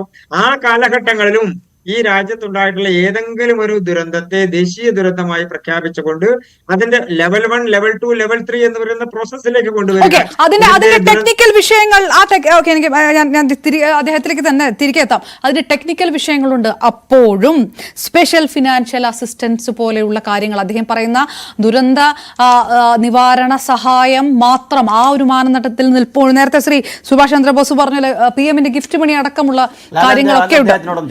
അല്ല, അദ്ദേഹത്തിലേക്ക് തിരികെ വരാം വളരെ പെട്ടെന്ന്. Advocate P. കൃഷ്ണദാസ്, ഒരുപാട് ചോദ്യങ്ങളുണ്ട്. ഇതിന്റെ ടെക്നിക്കൽ വിഷയങ്ങൾ, ഇതിന്റെ മാനദണ്ഡങ്ങൾ, ഇതിന് വരേണ്ട പേപ്പർ വർക്കുകൾ, ഈ വിഷയങ്ങളെല്ലാം പറയുമ്പോൾ ഇത് മാറ്റിവെച്ച് ഞാൻ ചോദിക്കുന്നത് 3 ദിവസം മാത്രം ബാക്കിയുള്ള പാലക്കാട് തെരഞ്ഞെടുപ്പിലേക്കാണ്. സ്വാഭാവികമായിട്ടും BJPക്ക് എത്ര മൈലേജ് ഉണ്ട് എന്നുള്ളൊരു അവകാശവാദം ഒക്കെ അവിടെ നടക്കുമ്പോൾ, ആ ഒരു പ്രതീക്ഷയൊക്കെ നിൽക്കുമ്പോൾ ഇത്തരം ഒരു വാർത്ത പുറത്തു വരിക, ഇടതുപക്ഷവും പ്രതിപക്ഷവും UDF-ഉം LDF-ഉം ഒരുപോലെ BJP ഈ വിഷയത്തിനകത്തെടുത്ത നിലപാടിനെ കുറിച്ച് പറയുമ്പോൾ, ഇതിൽ നിങ്ങൾ പ്രതിരോധത്തിലാകുമ്പോൾ സ്വാഭാവികമായിട്ടും വയനാടേ കഴിഞ്ഞിട്ടുള്ളൂ ഏറ്റവും ശക്തമായ പോരാട്ടം നടക്കുന്നത്. അത് BJP തന്നെ നിങ്ങളുടെ സ്റ്റാർ മണ്ഡലമായിട്ട് കരുതുന്ന പാലക്കാടും ഈ വയനാട് വിഷയം വരും. അതിനെ പ്രതിരോധിക്കാൻ ഇപ്പോൾ ഈ പറഞ്ഞ ഈ കണക്കുകൾ, ഈ കണക്കിൻ്റെ നൂലാമാലകൾ സാധാരണ ജനങ്ങൾക്ക് മുന്നിൽ എത്തുമ്പോൾ, പ്രചാരണ യോഗങ്ങളിലെത്തുമ്പോൾ അത് മതിയാകുമോ? അങ്ങനെ ഇതിനകത്തൊരു കൃത്യമായ രാഷ്ട്രീയമാണ് നടക്കുന്നത് എന്ന് BJP കരുതുന്നുണ്ടോ? പാലക്കാട് ഇത് ശക്തമായ ചർച്ചയാകണമെന്ന് ആഗ്രഹിക്കുന്ന ആളുകളാണ് ഞങ്ങൾ. അതാണ് ഞാൻ നേരത്തെ സൂചിപ്പിച്ചത്. കേന്ദ്ര ഗവൺമെന്റ് ദേശീയ ദുരന്ത നിവാരണ അതോറിറ്റിയുടെ ഭാഗമായി കൊടുത്തിട്ടുള്ള പണത്തിൽ നിന്നല്ലാതെ ഒരു രൂപ ഈ സംസ്ഥാന ഗവൺമെന്റ് ഏതെങ്കിലും ഒരു വകുപ്പിൽ നിന്ന്, അത് റവന്യൂ വകുപ്പാകട്ടെ, പട്ടികജാതി പട്ടിക വികസന വകുപ്പാകട്ടെ, വേറെ ഏതെങ്കിലും ഒരു വകുപ്പാകട്ടെ, അതിനുവേണ്ടി ഗ്രാമവികസന വകുപ്പാകട്ടെ, ഏതെങ്കിലും ഒരു വകുപ്പ് ത്രിതല പഞ്ചായത്ത് സംവിധാനം വഴിയാകട്ടെ, ഏതെങ്കിലും ഒരു സംവിധാനം വഴി ഇതിനു വേണ്ടി ഫണ്ട് ചെലവഴിച്ചതിന്റെ കണക്കുകളുണ്ടോ? ഉണ്ടെങ്കിൽ അവരത് പറയട്ടെ. അതുമായി ബന്ധപ്പെട്ടുള്ള കണക്കുകൾ ജനങ്ങളോട് പറയാൻ തയ്യാറാവട്ടെ. കേന്ദ്ര ഗവൺമെന്റ് ഏതെങ്കിലും ഒരു ഘട്ടത്തിൽ ഏതെങ്കിലും ഒരു കാര്യത്തിൽ സംസ്ഥാന ഗവൺമെന്റിന് ഫണ്ട് വൈകിപ്പിച്ചെന്നോ സംസ്ഥാന ഗവൺമെന്റിനെ അവഗണിച്ചെന്നോ രാഷ്ട്രീയ ആരോപണം ഉന്നയിക്കുക എന്നുള്ളതിനേക്കാൾ അപ്പുറത്ത് കണക്കുകൾ വെച്ചുകൊണ്ട് പറയട്ടെ. അങ്ങനെ ഇല്ലല്ലോ, അങ്ങനെ ഇല്ല. രണ്ടാമത്തത്, ഈ സംസ്ഥാന ഗവൺമെന്റ് ഏറ്റവും വലിയ കള്ളക്കളി കാണിച്ചുകൊണ്ട് കേന്ദ്രത്തോട് ഇപ്പൊ ഞങ്ങൾക്ക് 2000 കോടി കിട്ടണം, 3000 കോടി കിട്ടണം, 4000 കോടി, ഞങ്ങൾ 10000 കോടി കൊടുക്കണം എന്ന് പറയുന്ന ആൾക്കാരാണ്. അതിന്റെ കാരണം, നിങ്ങൾ 10000 കോടി ആവശ്യപ്പെട്ടാൽ 10000 കോടിയും തരുന്ന ഗവൺമെന്റാണ് കേന്ദ്ര ഗവൺമെന്റ്. ഈ സംസ്ഥാനത്തിന്റെ ശ്രീ പി കൃഷ്ണദാസ്, കേരളം എന്ത് കൊടുത്തു എന്നുള്ളത് വളരെ സിമ്പിൾ ആയിട്ടാണ്. ഇതിപ്പോ എല്ലാവരും പറഞ്ഞതുപോലെ പ്രധാനമന്ത്രി അവിടെ എത്തുന്നു, പ്രധാനമന്ത്രി ഇത് മനസ്സിലാക്കുന്നു, അദ്ദേഹത്തിന്റെ ഒരു ഗിഫ്റ്റ് മണി എന്നുള്ളൊരു വാക്കാണ് ശ്രീ സുഭാഷ് ചന്ദ്രബോസ്, ടോക്കൺ മണി, അങ്ങനെ അടിയന്തര സഹായമായിട്ട് കൊടുക്കാം. കൃഷ്ണദാസ് ജി, ഒരു സംശയം ചോദിച്ചോട്ടെ? കേൾക്കാവോ? എന്നെ കേൾക്കാവോ? അദ്ദേഹത്തിന് കേൾക്കാം, ചോദിച്ചു. കൃഷ്ണദാസ് ജി, നമ്മുടെ സാധാരണ ഈ ദുരന്ത സ്ഥലത്ത് വന്നു കഴിഞ്ഞാൽ ഡിസാസ്റ്റർ മാനേജ്മെന്റ് ഫണ്ട് അവിടെ നിൽക്കട്ടെ, അതതിന്റെ പ്രൊസീജിയർ അനുസരിച്ച് വരട്ടെ. പ്രധാനമന്ത്രി വന്നു കഴിഞ്ഞാൽ പ്രധാനമന്ത്രിയുടെ ദുരിതാശ്വാസ നിധിയിൽ നിന്ന് മരിച്ചവരുടെ കുടുംബങ്ങൾക്കും ചികിത്സാ ധനസഹായമായിട്ട് പണം പ്രഖ്യാപിക്കുന്നതിന് എന്തെങ്കിലും തടസ്സമുണ്ടോ? 145 ആളുകൾക്ക് കേന്ദ്ര ഗവൺമെന്റ് പണം കൊടുക്കാൻ ഡിക്ലെയർ ചെയ്ത് കൊടുത്തു എന്നാണ് ഞാൻ മനസ്സിലാക്കുന്നത്. അത് ക്ലാരിറ്റി ഞാനത് ശ്രീ ഷംഷാദ് ക്ലാരിറ്റി വരുത്തേണ്ടതാണ്. അതാ ഞങ്ങൾ പറഞ്ഞത്, പാലക്കാട് ചർച്ച ആയിക്കോട്ടെ, ഞങ്ങൾക്കൊരു വിരോധവും ഇല്ല. ഞാൻ താങ്കൾക്ക് വരാം. ശ്രീ, എനിക്ക് മരണപ്പെട്ട ആളുകളുടെ കുടുംബത്തിന് 8 ലക്ഷം, മരണപ്പെട്ട ആളുകളുടെ കുടുംബത്തിന് നൽകുന്ന നഷ്ടപരിഹാരത്തിൽ 2 ലക്ഷം രൂപ എന്ന് പറയുന്നത് കേന്ദ്ര സഹായമാണ്. ആ തുകയായിരിക്കും അദ്ദേഹം പറഞ്ഞു. അത് ഡിസാസ്റ്റർ ഫണ്ടിലുള്ള പൈസയാണോ, പ്രൈം മിനിസ്റ്ററുടെ പൈസയാണോ? പ്രൈം മിനിസ്റ്റർ ഫണ്ടുമായി ബന്ധപ്പെട്ടുകൊണ്ടുള്ളതാണ്. അത് പ്രൈം മിനിസ്റ്റർ റിലീഫ് ഫണ്ട് ആയിരിക്കും. പ്രൈം മിനിസ്റ്റർ റിലീഫ് ഫണ്ട് ആണോ? ആണെന്ന് അതല്ലേ ഞാൻ പറഞ്ഞത്. പാലക്കാട് ഇതെല്ലാം ചർച്ചയായിക്കോട്ടെ എന്നുള്ള അഭിപ്രായക്കാരാണ് ഞങ്ങൾ. അതിന്റെ കാരണം, കേന്ദ്ര ഗവൺമെന്റിൽ നിന്ന് ഒരു ഘട്ടത്തിൽ പോലും 1 രൂപ പോലും ഏതെങ്കിലും ഒരു കാര്യത്തിന് കൊടുക്കാതിരിക്കുന്നതോ തടഞ്ഞു വെക്കുന്നതായിട്ടുള്ള കാര്യം കേരളത്തിന്റെ കാര്യത്തിൽ ഉണ്ടായിട്ടില്ല. ഒന്നുകൂടി പൂർത്തിയാക്കട്ടെ, ഒറ്റ കാര്യം കൂടി. ഇനി മറ്റൊരു പ്രധാനപ്പെട്ട കാര്യം, ഈ വയനാട് ദുരന്തമുണ്ടായതിനു ശേഷം അതിനു വേണ്ടി എന്ത് പദ്ധതിയാണ് സംസ്ഥാന ഗവൺമെന്റ് ആവിഷ്കരിച്ചിട്ടുള്ളത് എന്നുള്ളതിന്റെ ഏതെങ്കിലും തരത്തിലുള്ള ഒരു പദ്ധതി സമർപ്പണം ഉണ്ടായിട്ടുണ്ടോ? ഇല്ല എന്നുള്ളതാണ് നമ്മൾ മനസ്സിലാക്കുന്നത്. പദ്ധതി സമർപ്പണവും സ്പെഷ്യൽ ഫിനാൻഷ്യൽ അസിസ്റ്റൻസുമായിട്ട് ബന്ധമുണ്ടോ? പദ്ധതി സമർപ്പണവും സ്പെഷ്യൽ ഫിനാൻഷ്യൽ അസിസ്റ്റൻസുമായിട്ട് ബന്ധമുണ്ടോ? രണ്ടല്ലേ? അങ്ങനെ ചെയ്യാൻ പറ്റില്ലെന്ന് നിങ്ങൾ തമ്മിൽ വാക്കുകൊണ്ട് കടമാകുന്നതല്ലോ. ഞാനെന്ന് പറഞ്ഞോട്ടെ, നിങ്ങള് സ്പെഷ്യൽ അല്ല, അഡീഷണൽ ഫിനാൻസ് അസിസ്റ്റൻസ് കൊടുക്കുന്നത് ആരുടെ റിപ്പോർട്ടിന്റെ അടിസ്ഥാനത്തിലാണ്? As per disaster management act പ്രകാരം ആരുടെ റിപ്പോർട്ടിന്റെ അടിസ്ഥാനത്തിലാണ് അഡീഷണൽ ഫിനാൻസ് അസിസ്റ്റൻസ് കൊടുക്കുന്നത്? അഡീഷണൽ ഫിനാൻസ് അസിസ്റ്റൻസ് കൊടുക്കുന്നത് PDN അല്ല, ഉന്നത, അതായത് അവരയക്കുന്ന സമിതി ഉണ്ടല്ലോ, ആ സമിതിയുടെ റിപ്പോർട്ടിന്റെ അടിസ്ഥാനത്തിലാണ് അതുമായി ബന്ധപ്പെട്ടുകൊണ്ടുള്ള നടപടിക്രമങ്ങൾ. ആ ഉന്നതതല സമിതി വന്നു, അവരുടെ എന്ത് തീരുമാനമായി വ്യക്തതയില്ല എന്നാണ് പറയുന്നത്. അതിന് വ്യക്തതയില്ല. എന്താണ് ഉന്നതതല സമിതി? ആദ്യം വന്നു പോയി ഉന്നതതല സമിതി എന്ത് റിപ്പോർട്ട് കൊടുത്തു? അതിനുശേഷം PDN വന്നു, എന്ത് റിപ്പോർട്ട് കൊടുത്തു? ഈ വന്ന ആൾക്കാർ ഇതെല്ലാം കണ്ടിട്ട് പോയവർ എന്ത് റിപ്പോർട്ട് കൊടുത്തു എന്നുള്ളതാണ് ചോദ്യം. ശരി അപർണ, ബഹുമാനപ്പെട്ട ശ്രീ സുഭാഷ് ചന്ദ്രബോസിനോട് എനിക്ക് ഒരൊറ്റ കാര്യം ചോദിക്കാനുണ്ട്. അങ്ങയുടെ അറിവനുസരിച്ച് ഇനി ദേശീയ ദുരന്ത നിവാരണ അതോറിറ്റിയുടെ ഫണ്ട് അതാണ് സംസ്ഥാനത്തെ കയ്യിലിരിക്കുന്നത് എന്ന് കണക്ക് കൂട്ടിക്കോളും. അങ്ങയുടെ അറിവനുസരിച്ച് വയനാട് ദുരന്തമുണ്ടായതിനു ശേഷം ആ ഫണ്ടിൽ നിന്നാണെങ്കിലും എത്ര രൂപ ചെലവഴിച്ചിട്ടുണ്ടാകുമെന്നാണ് അങ്ങയുടെ കണക്ക്, അങ്ങയുടെ ഊഹം, അങ്ങയുടെ അറിവ്? ഇതാണ് വിഷയം.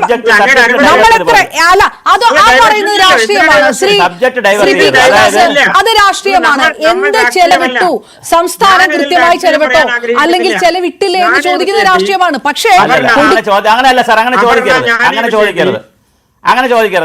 ഞാൻ ഈ വിഷയത്തിൽ കൃഷ്ണദാസ് സാർ, കൃഷ്ണദാസ് ഒരു സെക്കൻഡ് ഞാനൊന്ന് പറയട്ടെ, ഞാൻ ഒറ്റ കാര്യം ഒരു സെക്കൻഡ് തരൂ, ആഗ്രഹിക്കുന്നില്ല. ഒരു സെക്കൻഡ് തരൂ.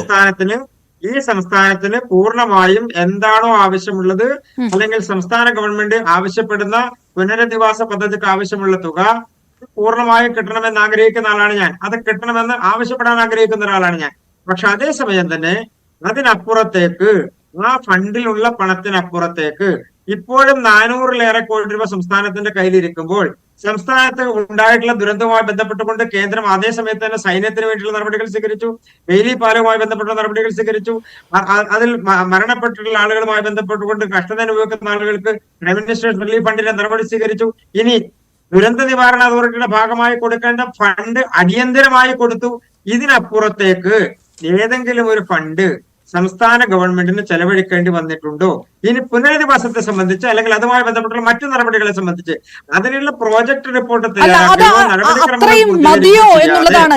Shri M Prakashan master, BJP ഇതിൽ പ്രതിരോധത്തിലാവുകയോ അല്ലെങ്കിൽ അവര് ഈ കണക്കുകളെല്ലാം ഇനിയിപ്പോ ഈ 3 ദിവസം പ്രചാരണം നടക്കുമ്പോൾ അവിടെ കൊണ്ടുവന്ന് ജനങ്ങൾക്ക് മുന്നിലേക്ക് എത്തിക്കുകയോ ചെയ്യട്ടെ. പക്ഷേ സംസ്ഥാന സർക്കാരിനെ സംബന്ധിച്ചിടത്തോളം കൃത്യമായി പദ്ധതികൾ വിഭാവനം ചെയ്യാൻ കഴിഞ്ഞിട്ടുണ്ടോ? ഒരു ടൗൺഷിപ്പ് വേണമെന്ന് പറയുന്നിടത്ത് അതിന്റെ എന്തെങ്കിലും കാര്യങ്ങൾ മുന്നോട്ട് പോകാൻ കഴിഞ്ഞിട്ടുണ്ടോ? കൃത്യമായിട്ടുള്ള രേഖകൾ കൊടുക്കാൻ കഴിഞ്ഞിട്ടുണ്ടോ എന്നുള്ള ചോദ്യമുണ്ട്. നേരത്തെ തന്നെ ഇതിന് സമ്മർദ്ദം ചെലുത്താമായിരുന്നു. ഇതിന് സമ്മർദ്ദം ചെലുത്താതെ ഇത് തെരഞ്ഞെടുപ്പ് സമയത്തേക്ക് ഒരു ആയുധം കൂടിയാക്കി. സ്വാഭാവികമായിട്ടും ഇങ്ങനെ ഒരു കാര്യം പുറത്തു വരുമ്പോൾ അത് ഇടതുപക്ഷത്തിനും സംസ്ഥാന സർക്കാരിനും ഒക്കെ ഗുണകരമായിട്ടാണ് വരിക. സ്വാഭാവികമായിട്ടും ജനവികാരം വരിക BJPക്കെതിരായിട്ടാണ് വരിക എന്നുള്ളതിൽ തർക്കമൊന്നുമില്ല. രാഷ്ട്രീയത്തിന്റെ ഒരു സമവാക്യമൊക്കെ അങ്ങനെയാണല്ലോ. അതിൽ മനഃപൂർവ്വം ഒരു വീഴ്ച സംസ്ഥാന സർക്കാരിന്റെ ഭാഗത്തുനിന്നുണ്ടാക്കിയിട്ടുണ്ട്. ആ ആരോപണം എങ്ങനെയാണ് തള്ളുക? അതിലേക്ക് വരുന്നതിന് മുമ്പ് ഈ കൃഷ്ണദാസിന് ഈ കാര്യങ്ങൾ ഇങ്ങനെ പറയാൻ കഴിയുന്നത് അവർ കേരളത്തെ കാണാത്ത വടക്കു നോക്കി യന്ത്രങ്ങളാണ്. അല്ലാതെ കേരളത്തിന്റെ പ്രശ്നങ്ങൾ അവരെ സംബന്ധിച്ചൊരു പ്രശ്നമേ അല്ല. ഇവിടെ ഞാൻ ചോദിക്കട്ടെ, ഉത്തരാഖണ്ഡിലും ആസാമിലും UPക്കും തെലങ്കാനക്കും ഒന്നും ഈ പറയുന്ന ഒരു നിയമവും ബാധകമല്ലല്ലോ. അവിടെയെല്ലാം ദുരന്തങ്ങൾ ഉണ്ടായപ്പോൾ യാതൊരു നിലയിലുമുള്ള ഈ പറയുന്ന നിവേദനമോ അതുപോലെ കണക്കുകളോ ഒന്നുമില്ലാതെ ഇഷ്ടം പോലെ അവർക്ക് പണം അനുവദിക്കാൻ ഒരു പ്രയാസം BJP ഗവൺമെന്റ് കാണിച്ചിട്ടില്ല. പിന്നെ ഇവിടെ ഇപ്പൊ 400 കോടി തന്നു എന്ന് പറയുന്നത് പച്ചക്കള്ളമാണത്. ഇവിടെ ദുരന്ത നിവാരണ നിധിയിൽ, പ്രതികരണ നിധിയിൽ ഈ വർഷം കിട്ടേണ്ട ആകെ സംഖ്യ 291.2 കോടിയാണ്. അതിനപ്പുറം ഒരു പൈസ പോലും തരാൻ തീരുമാനിച്ചിട്ടില്ല. സംസ്ഥാന നിയമസഭ ഐകണ്ഠ്യൻ ആവശ്യപ്പെട്ടു ഇവിടെ ഈ ദുരന്തബാധിതരുടെ ലോണുകൾ എഴുതി തള്ളണം. അത് ഈ പറയുന്ന ദുരന്ത നിവാരണ കമ്മിറ്റിക്ക് തീരുമാനിക്കാൻ കഴിയുന്നതാണ്. അതിനുവേണ്ടി ഇതുവരെ തീരുമാനം എടുത്തിട്ടില്ലല്ലോ. പിന്നെ കൃഷ്ണദാസ് പറയുന്നു ഒരു പൈസയും സ്റ്റേറ്റ് ഗവൺമെന്റ് ചെലവഴിച്ചിട്ടില്ല. ഇതുവരെ ചെലവഴിച്ച സംഖ്യയിൽ മഹാഭൂരിപക്ഷം ചെലവഴിച്ചിരിക്കുന്നത് CMDRF നിന്നാണ്. ഞാൻ പെട്ടെന്ന് കാര്യം പറയാം. മരണമടഞ്ഞവരുടെ ആശ്രയർക്ക് 131 കുടുംബങ്ങൾക്ക് 6 ലക്ഷം റുപ്യ വീതം നൽകി. 8 കോടിയോളം ചെലവാണ്. അതിൽ CMDRFിനാണ് ഭൂരിപക്ഷം. 173 പേരുടെ സംസ്കാര ചെലവുകൾക്ക് 10,000 റുപ്യ വീതം. ഗുരുതരമായി പരിക്കേറ്റ് 25 പേർക്ക് 4,43,200 രൂപ. ദുരന്തബാധിതരായിട്ടുള്ള 1,073 കുടുംബങ്ങൾക്ക് അടിയന്തര സഹായമായിട്ട് 10,000 രൂപ വീതം 1,01,30,000 റുപ്യ. 1,694 പേർക്ക് ഉപജീവനത്തിനായിട്ട് ദിവസം 300 രൂപ പ്രകാരം 30 ദിവസത്തേക്ക് 1,52,46,000. കിടപ്പ് രോഗികൾക്ക് CMDRF എന്ന് മാത്രമായിട്ട് 2.97 ലക്ഷം. 727 കുടുംബങ്ങൾക്ക് പ്രതിമാസ വാടകയായിട്ട് 24,95,800. അതുപോലെ മാതാപിതാക്കൾ നഷ്ടപ്പെട്ട 6 കുട്ടികൾക്ക് 10 ലക്ഷം രൂപ. ഒരാൾ മാത്രം നഷ്ടപ്പെട്ട കുട്ടികൾക്ക് 5 ലക്ഷം രൂപ. ഇതിൽ മഹാഭൂരിപക്ഷം കൊടുത്ത സ്റ്റേറ്റ് ഗവൺമെന്റ് ആണ്, CMDRF ഫണ്ടിൽ നിന്നാണ്. എന്നിട്ട് ഇതൊന്നും കൊടുത്തിട്ടില്ല എന്ന് പറയുന്നത് എന്തിനായതിന്റെ മേലെയാ?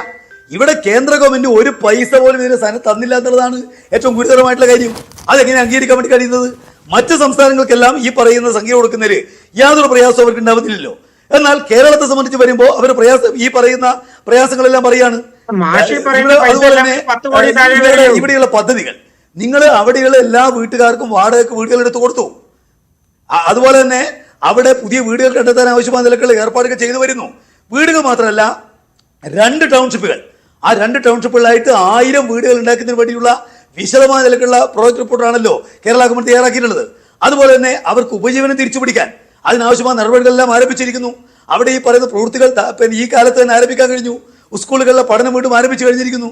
ഈ നിലക്ക് അവിടെയുള്ള ജനങ്ങളുടെ ജീവിതമാകെ തന്നെ തിരിച്ചുപിടിക്കുന്നതിനുള്ള നടപടികൾ യുദ്ധകാലാടിസ്ഥാനത്തിലാണ് ഈ ഗവൺമെന്റ് നീക്കിയതെന്നുള്ളത് ആർക്കാ നിഷേധിക്കാൻ വേണ്ടി കഴിയുക? പക്ഷേ അതൊന്നും തന്നെ കേന്ദ്ര ഗവൺമെന്റ് കാണുന്നേയില്ല. കേന്ദ്രം മനസ്സിലാക്കേണ്ട ഒരു കാര്യം, ഇവിടെ തന്നുകൊണ്ടിരിക്കുന്ന ഈ ദുരന്തമാരുടെ നീതി എന്ന് പറയുന്നത് നരേന്ദ്രമോദി ഗവൺമെന്റ് ഉണ്ടാക്കിയതല്ല. കേരളം അടക്കമുള്ള സംസ്ഥാനങ്ങളിലെ ജനങ്ങൾ കൊടുത്ത നികുതി പണത്തിൽ ഉണ്ടാക്കിയിട്ടുള്ള കാര്യമാണ്. അത് കൃത്യമായ നിലക്കുള്ള വകുപ്പുകളുണ്ട്. അത് വെച്ചുകൊണ്ട് ഇവിടെ സഹായം നൽകുന്നതിന് യാതൊരു പ്രയാസവും അവർ സമ്മതിച്ചില്ല. മന്ത്രി പോയി സഹായം കൊടുക്കുന്നു മറ്റ് സംസ്ഥാനങ്ങളിൽ, എന്തേ അത് ഇവിടെ കൊടുക്കുന്നില്ല? പ്രധാനമന്ത്രി പോയിട്ട് നേരിട്ട് സഹായം വാഗ്ദാനം ചെയ്യുന്നു, എന്തേ ഇവിടെ കൊടുക്കുന്നില്ല? ഒരു നിലക്കുള്ള നിവേദനമില്ലാതെ സഹായം കൊടുക്കുന്നു, എന്തേ കൊടുക്കുന്നില്ല? ഞാൻ പറഞ്ഞല്ലോ, വളരെ കൃത്യമായിട്ട് 1200 കോടിയുടെ നഷ്ടം സംബന്ധിച്ച കൃത്യമായ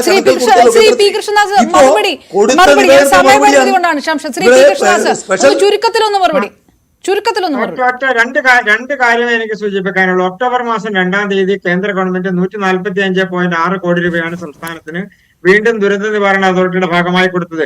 പ്രകാശ് മാഷ് ഇവിടെ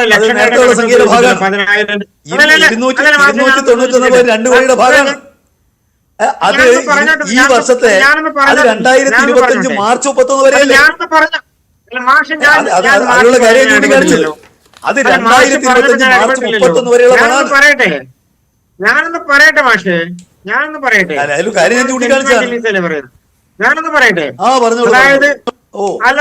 അതായത് മാഷ് പറഞ്ഞ പൈസകളെല്ലാം കൂടി ഞാനൊന്ന് റഫായിട്ട് മനസ്സിൽ കണക്ക് കൂട്ടിയപ്പോ ഇതെല്ലാം കൂടി ഒരു 12-13 കോടി രൂപയ്ക്ക് അപ്പുറം വരില്ല മാഷെ.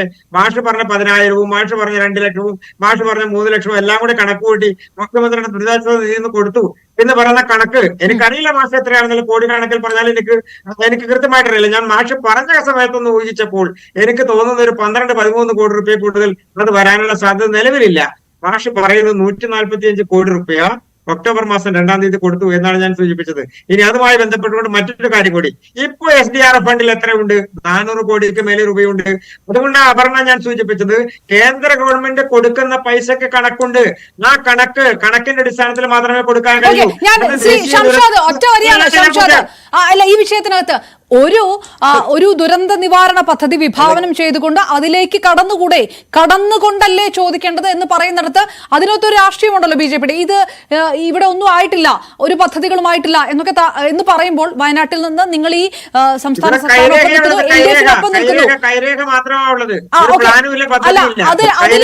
ഒരു നിലപാടുണ്ടല്ലോ ഷംഷാദ്, അതുകൂടെ താങ്കൾ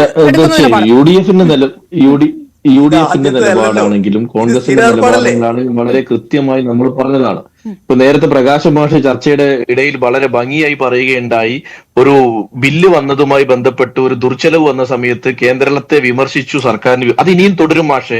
കാരണം 4000 രൂപ പെർ ഡേ ഉള്ള റൂമിൽ 48 ദിവസം ഒരു ഉദ്യോഗസ്ഥൻ കിടന്നതിന്റെ 1,92,200 രൂപ ദുരന്ത നിവാരണ അതോറിറ്റിയിൽ നിന്നും ചെലവഴിക്കാൻ തീരുമാനിച്ചാൽ ആ എതിർപ്പ് ഇനിയും തുടരും.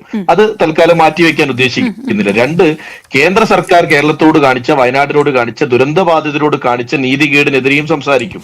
ഇതിനകത്ത് BJP-യുടെ പ്രതിനിധി പറയുകയുണ്ടായി SDRF-ലേക്ക് തുക കൊടുത്തുവെന്ന്. നമ്മൾ അഡീഷണലായി തുക ചോദിക്കുന്നത് എന്തുകൊണ്ടാണ്? SDRF-ൽ നിന്ന് ഒരു വീട് നഷ്ടപ്പെട്ടാൽ കൊടുക്കാൻ കഴിയുന്ന തുക എന്ന് പറയുന്നത് 1,30,000 മുതൽ 1,50,000 രൂപ വരെയാണ്. മുണ്ടക്കൈ ദുരന്ത ബാധിതരായ 1023 ആളുകൾക്ക് ഭവനം വേണമെന്നാണ് നമ്മുടെ ഒരു പ്രാഥമിക കണക്ക്. ആ വീട് നഷ്ടപ്പെട്ട ആളുകൾക്ക് 1,30,000 മുതൽ 1,50,000 രൂപ മാത്രം SDRF-ൽ നിന്ന് കൊടുത്താൽ മതി എന്നാണോ കേരളത്തിലെ BJP-യുടെ നിലപാട്? അങ്ങനെയാണെങ്കിൽ അത് BJP തുറന്നു പറയണം. SDRF-ന്റെ 1,30,000 അവർക്ക് മതിയെന്ന്. അല്ലെങ്കിൽ അവർക്ക് 1000 സ്ക്വയർ ഫീറ്റ് വീട് 15 ലക്ഷം രൂപ മുടക്കി ഉണ്ടാക്കുന്ന പദ്ധതി വേണമെന്ന് പറയണം. അപ്പൊ SDRF-ൽ നിന്ന് നമ്മൾ നോംസ് പ്രകാരം പദ്ധതി വേണ്ടേ? അവർക്ക് 15 അവർക്ക് 25 ലക്ഷം രൂപയുടെ വീട് കൊടുക്കാൻ തീരുമാനിക്കുക. ഒരു പ്രോജക്ട് റെഡിയാക്കാം. പ്രോജക്ട് എവിടെ? അതാ നമ്മുടെ കൈരേഖ മാത്രമേ സർക്കാരിന്റെ ജില്ലാ ഞാൻ താങ്കളോട് പറഞ്ഞത് SDRF-ൽ നിന്ന് അഡീഷണൽ തുക ചോദിക്കാനുള്ള ജില്ലാ പഞ്ചായത്തിന് അങ്ങനെ ഒരു പ്രോജക്ട് ഉണ്ടോ? അല്ലെ, ഞാൻ ജില്ലാ പഞ്ചായത്താണോ? പിന്നെ 2 പേര് 2 കേന്ദ്ര സംഘത്തെ മാങ്ങ പറിക്കാനാണോ വയനാട്ടിലേക്ക് പറഞ്ഞു വെച്ചത്? രാജീവിന്റെ നേതൃത്വത്തിലെ ഉന്നതതല സംഘവും PDNA സമിതിയുടെ 17 ആളുകളും വന്ന് 4 ദിവസം വയനാട് ജില്ലയിൽ മുഴുവൻ നടന്ന് ഇത് മുഴുവൻ കണ്ട് അവർക്കുള്ള ബോധ്യം എന്താണ്? അല്ല, അവർക്കുള്ള ബോധ്യം എന്താ?